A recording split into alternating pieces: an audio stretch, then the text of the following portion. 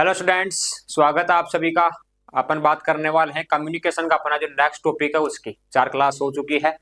5वीं क्लास आपकी यह है जो मैं आपको बताने वाला हूँ। प्रीसियस राइटिंग क्या होती है, कैसे लिख सकते हैं, और इसका अगर क्वेश्चन आएगा एग्जाम में तो वो कैसे आपको करना है वो भी आपको बताने वाले हैं। दूसरा है एब्स्ट्रैक्टिंग एंड समराइजिंग।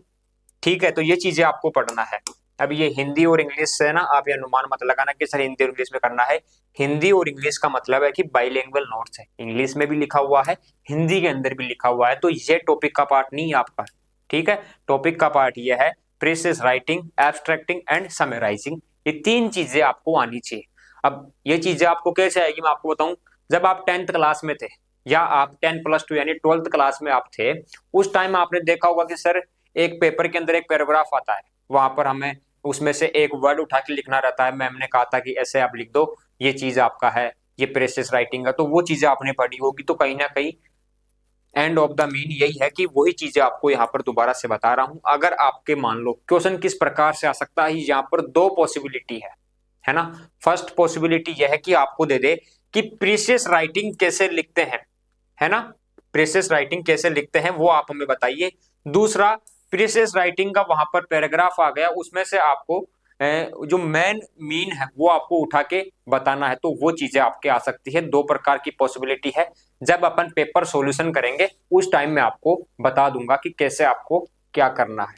ठीक है, ये चीजें आपको मैंने बता दी है। परिभाषा: Praises is a conscious summary of a passage or text that retain the original meaning while being much shorter in length. Precious writing का मतलब मैं आपको बता दूं सिंपल एग्जाम के थ्रू। फॉर एग्जाम्पल, मैं यहां से कल जयपुर गया था और मुझे जाना भी जयपुर था किसी सामान के लिए। फिर वहां से जयपुर से मुझे बस नहीं मिली तो मैंने ऑटो किया। ऑटो में वहां पर मैं शॉप के पास गया जहां से मुझे सामान लेना था। वहां से मैं वापिस आया। ठीक है, तो मुझे जयपुर की बस नहीं पता थी, वापिस कैसे आना है। जाते टाइम किसी साथी ने मेरे को जयपुर छोड़ दिया। अब मैं यहाँ पर बार बार जयपुर का यूज कर रहा हूँ, मेरे को जानना क्यों था, क्या था। आपके माइंड में आएगा सर आप जयपुर की बात कर रहे हो, तो कहीं ना कहीं एक ऐसा पैराग्राफ जो आपको एक वर्ड में आपको समझ में आएगा, उसका मीनिंग क्या है, ये चीजें आपको समझनी है ना। तो वही चीज यहाँ पर क्या है, प्रीसियस राइटिंग है कि कॉन्शियस समरी जो एक पूरा पैसेज है, जो एक पूरा पैराग्राफ है, उसमें से एक ऐसा टेक्स्ट या एक ऐसा वर्ड जो उस पैराग्राफ को समझा दे। फॉर एग्जाम्पल, पशु परिसर का एग्जाम देने के लिए कोई स्टूडेंट वहां पर गया, कहां पर, मथुरा मान लो आप, मथुरा के अंदर सेंटर आ गया, मथुरा चला गया, वहां से वापस आया, फिर घर पे गया, खाना खाया, वो चीजें की। मेन अपन बात करें क्या मीनिंग है कि पशु परिसर का एग्जाम यहाँ पर आपको हाईलाइट हो रहा है, यानी पशु परिसर का एग्जाम, एनिमल अटेंडेंट का एग्जाम। तो वही चीज यहाँ पर प्रीसियस राइटिंग के अंदर होती है। 2 चीजें मैंने आपको बता दी कि अगर आपके क्वेश्चन आएगा तो हो सकता है कि प्रीसियस राइटिंग आपको कैसे लिखनी है या कैसे लिखते हैं आपसे एग्जामिनर पूछ सकता है। अगर प्रीसियस राइटिंग कैसे लिखना है तो ये चीजें आपको लिख के आनी है, परिभाषा दे के आनी है, और स्टेप्स ऑफ प्रीसियस राइटिंग के ये आपको बता के आने हैं। अगर ये नहीं पूछता है और वहां पर प्रीसियस राइटिंग का कोई पैराग्राफ आपको दे देता है तो उसमें से आपको एक वर्ड उठाना है जो उस पैराग्राफ को समझा सके। बात करें कि यहां पर मैंने 20 आपको लेक्चर दे दिए, 20 लेक्चर का सीधा सा मीन था कि आपको अच्छे से पढ़ना है। पूरी 2 घंटे की क्लास में 20 लेक्चर के अंदर मैंने आपको बता दिया कि आपको अच्छे से पढ़ना है, यही टारगेट मैं कर रहा हूं। मैंने आपको मोटिवेशन दिया आपके परिवार को लेकर, आपके रिश्तेदारों को लेकर, आपकी कॉलेज लाइफ को लेकर, आपके जो जवानी है उसको लेकर, आपके कॉलेज को लेकर, तमाम चीजें, गरीबी अमीरी, ये चीजें मैंने आपको 2 घंटे में बताई। किस लिए? ताकि आप अच्छे से पढ़ सको। तो उन चीजों को आपको इग्नोर करना है। मेन चीज, इग्नोर का मतलब ये नहीं कि मैं आपको बता रहा हूं उनको आप सीरियसली ना लो। प्रीसियस राइटिंग का मतलब है कि एक ऐसा वर्ड, एक ऐसा मीनिंग जो उस पैराग्राफ को समझा सके, वन वर्ड में डिफाइन कर सके।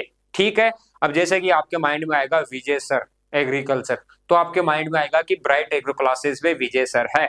कमलेश सर एग्रीकल्चर, आपके माइंड में आएगा कमलेश सर एग्रीकल्चर में ब्राइट एग्रो क्लासेस में है, एग्रीकल्चर स्टूडेंट्स को पढ़ाने का वर्क करते हैं, मैथ अच्छे से पढ़ाते हैं, बेस्ट पढ़ाते हैं। तो आपके माइंड में एक थिंकिंग, एक इमेज क्रिएट हो जाती है उस चीज को लेकर। उसी प्रकार से प्रीसियस राइटिंग की परिभाषा भी यही आपसे कह रही है कि एक ऐसा वर्ड जो आप कंप्लीट पैराग्राफ को बता सको, समझा सको, वन वर्ड के अंदर उसको परिभाषित कर रहा हो। ठीक है, स्टेप्स ऑफ प्रीसियस राइटिंग की क्या स्टेप्स है? रीड थ्रोली, मतलब गहराई से यानी गहनता से आपको किसी चीज को पढ़ना है। ठीक, बार बार वही चीजें आपको बता रहा हूं, इजी टॉपिक है।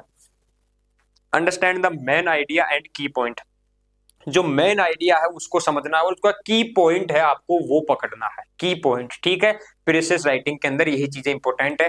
फिर है आइडेंटिफाई की पॉइंट, जो मुख्य बिंदु है उसको आइडेंटिफाई करना है। फॉर एग्जाम्पल अभी मैंने आपको बताया एनिमल अटेंडेंट का एग्जाम या पशु परिचर का एग्जाम। ठीक है, ये चीजें मैंने आपको बताई, जयपुर वाला एग्जाम्पल, यानी कि वो की पॉइंट है उसको पकड़ना है, उसको ध्यान में रखना है, उसको आपको क्या करना है? देखना है, समझना है। फोकस ऑन असेंशियल, ठीक है, मतलब असेंशियल का मतलब है कि जो असेंशियल, जो नेसेसरी, जो कंपलसरी जो पॉइंट्स है उन्हीं पर आपको ध्यान देना है, बाकी को आपको इग्नोर करना है।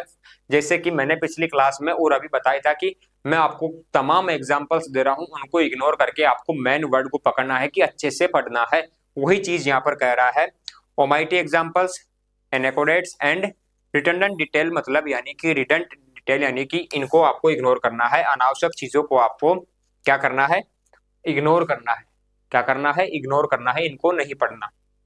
ठीक है, तो ये चीजें आपको करनी है। फिर है आपका ड्राफ्ट कॉन्शियसली, यानी लिखने का तरीका, मतलब विस्तार से, जो है ना, क्या करना है? लिखने का।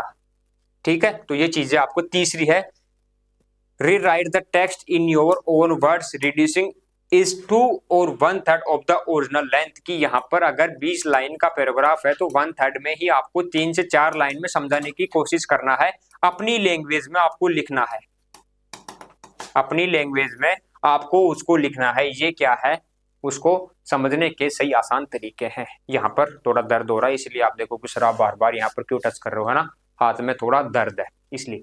तो क्या करना है आपको? Read write the text in your own word, आपको खुद के अपने वर्ड्स में उसको लिखना है, और 1/3 यानी छोटी साइज में, यानी कि मैन मैन उसके जो की पॉइंट्स है उनको आपको समझ के लिखना है। ठीक है, ये चीज आपकी क्लियर है। फिर है आपका check the tone and clarity, जब आप उसे लिखोगे, आप बोलोगे, तो उस समय आपको क्या करना है कि क्लियरिटी आपकी देखना कि आपने जो लिखा है, पढ़ो, जब आप उसको पढ़ोगे, बोलोगे, तो आपकी जो टोन है कि उस मेन पैराग्राफ से आपकी मैच हो रही है या नहीं हो रही।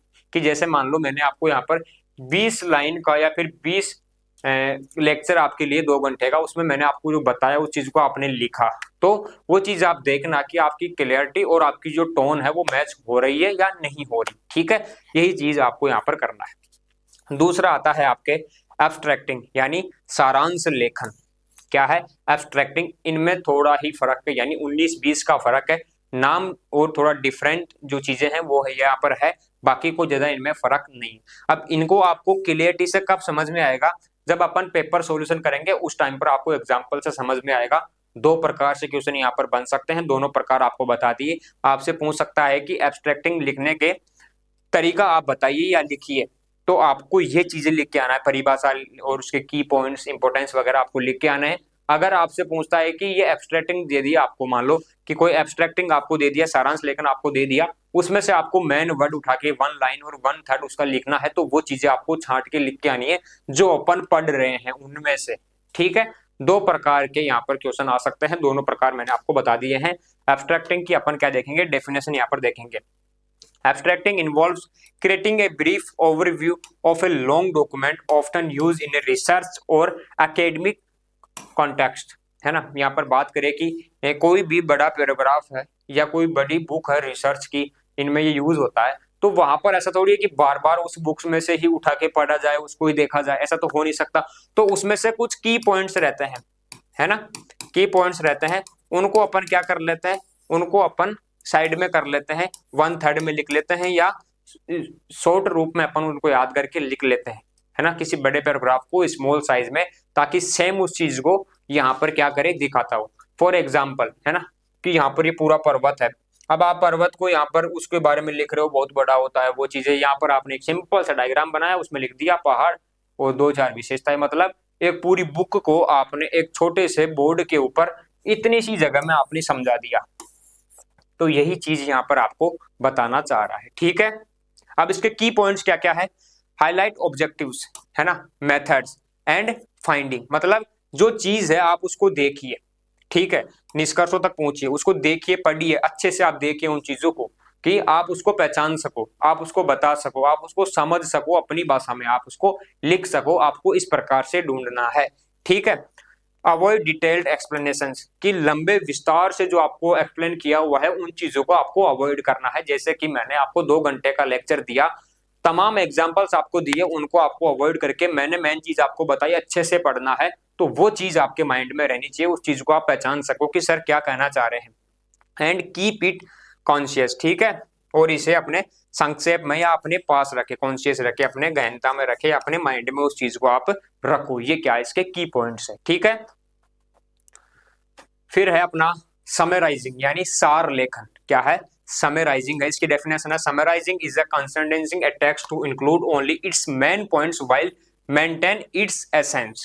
इसका मतलब है कि जो मेन पॉइंट्स है उनको आप क्या कर सको, पहचान सको, है ना। और ऐसे मेन पॉइंट्स जो इसका अर्थ है, जो मीनिंग है, उनको डिफाइन करते हो, समराइजिंग करते हो। यानी कि समराइजिंग का मतलब है कि यहाँ पर कि एक ऐसा टेक्स्ट या एक ऐसा वर्ड जो इसको कंप्लीट बता सके वन वर्ड के अंदर, या स्मॉल साइज के अंदर, या स्मॉल या कम संख्या के अंदर, वर्ड्स के अंदर इसको बता सके। तो ये क्या है, समराइजिंग। ये तीनों चीजें आपस में मिलती जुलती है, और इन तीनों में से आपके क्वेश्चन आएगा। तो 2 प्रकार से क्वेश्चन आ सकता है, पूछ सकता है कि समराइजिंग जो आपको पैराग्राफ है वहां पर दे दिया, पैराग्राफ आपको दे दिया, उसमें से आपको स्मॉल चीजें लिखना है, मेन पॉइंट आपको लिखना है, हाईलाइट उनको करना है। तो वो चीजें आपको पेपर सॉल्यूशन के समय बता दी जाएगी। और उस समय अगर आपको सर नहीं बता पाए तो आज ही मैं आपको बता के जा रहा हूं, इस कंप्लीट सब्जेक्ट के अंदर इन टॉपिक्स के बारे में ध्यान रखना। 2 प्रकार से क्वेश्चन आ सकते हैं, उस टाइम आपको पढ़ना है कि एग्जामिनर आपसे क्या पूछ रहा है। अगर एग्जामिनर ने वहां पर आपको कंप्लीट एक पैराग्राफ दे दिया है लिखने का, उसमें से अगर आपको एक मेन की पॉइंट छाटने के लिए बोल दे कि आप इसको एक मेन की पॉइंट या समराइज कीजिए, इसकी प्रेसिस राइटिंग आप कर दीजिए यहाँ पर, तो आपको उसमें से मेन वर्ड्स या 1/3 जो आप लिख के आओगे वो आपको बता देगा क्वेश्चन के अंदर। तो वो चीजें आपको लिख के आनी है। अगर ऐसा नहीं पूछता है, ये चीज तो आपको पेपर सॉल्यूशन में बता दी जाएगी कि ऐसा क्वेश्चन आएगा, लेकिन ऐसा क्वेश्चन आज तक आया नहीं है। लेकिन आज आए कि समराइजिंग कैसे लिखते हैं, परिभाषा लिखिए, डेफिनेशन और उसके स्टेप्स और उसके की पॉइंट्स आप लिखिए। तो ये चीजें जो मैं आपको पढ़ा रहा हूं, जो मैं आपको बता रहा हूं, ये चीजें सेम एज इट इज आपको ये लिख के आनी है वहां पर, कंफ्यूज नहीं होना है। 2 प्रकार से क्वेश्चन आ सकते हैं। ये वाला जो क्वेश्चन आएगा वो पेपर सॉल्यूशन के समय आपको बता दिया जाएगा, लेकिन अगर एग्जामिनर आपसे डेफिनेशन ही पूछना चाह रहा है ना, प्रेसिस राइटिंग की, समराइजिंग की, एब्स्ट्रैक्टिंग की, तो ये चीजें आपको आनी चाहिए कि इनकी परिभाषा क्या है, इनका मतलब क्या है, इनके की पॉइंट क्या है, इनके इंपोर्टेंस क्या है, वो चीजें आप लिख के आओगे, ठीक है। तो कंफ्यूज नहीं होना। बात करते हैं इसके स्टेप्स की।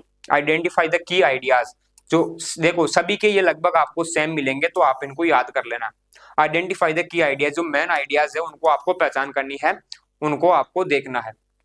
ओमाइट सेकेंडरी डिटेल, मतलब जो ओमाइट, देखो ये चीजें पहले बताई थी कि जो विस्तार से किसी चीजों का विवरण है, एग्जाम्पल है, उन चीजों को आपको अवॉइड करना है, छोड़ देना है, उनको नहीं देखना ज्यादा। Present in a logical order, कि जो प्रेजेंट आपको उनको कैसे प्रेजेंट करना है, एक क्रम में, मतलब लॉजिक वाइज आपको। कि मान लो आपको जयपुर जाना है, तो सबसे पहले आप घर से निकलोगे, बस में बैठोगे, फिर जयपुर जाओगे, तो उन चीजों को आपको उस प्रकार से ही प्रेजेंट करना है, ठीक है। ये चीजें आपको करनी है। ये क्या है, इसके स्टेप्स है। तो ये कंप्लीट तीनों चीजें मैंने आपको बता दी। वो छोटा सा आपका टॉपिक था, मेरे हिसाब से आपको समझ में भी आ गया होगा। याद रखना है, प्रेसिस राइटिंग, एब्स्ट्रैक्टिंग एंड समराइजिंग, ये तीनों चीजें आपकी कंप्लीट हो चुकी है। और मुझे उम्मीद है कि आपको समझ में भी आ रहा होगा, क्योंकि बिल्कुल इजी लैंग्वेज में, इजी तरीके से आपको सारी चीजें यहाँ पर बताई जा रही है। कोई भी डाउट आता है तो आप कमेंट कर सकते हो, और आपकी जो भी साथी है अभी तक नहीं ज्वाइन कर पाए हैं ब्राइट एग्रो क्लासेस पर, उनको आप बताइए कि आप भी कंप्लीट कोर्स परचेज करके या यूट्यूब पर आप क्लासेस लेके पढ़ सकते हो। लेकिन ऐप पर पढ़ने का मजा अलग है, यहाँ पर नोट्स के साथ में आपको सारी चीजें यहाँ पर मिल जाती है, और आपका रिजल्ट भी बेस्ट आना चाहिए, यही हम आशा करते हैं। मिलेंगे अपन नेक्स्ट क्लास में, तब तक के लिए जय हिंद।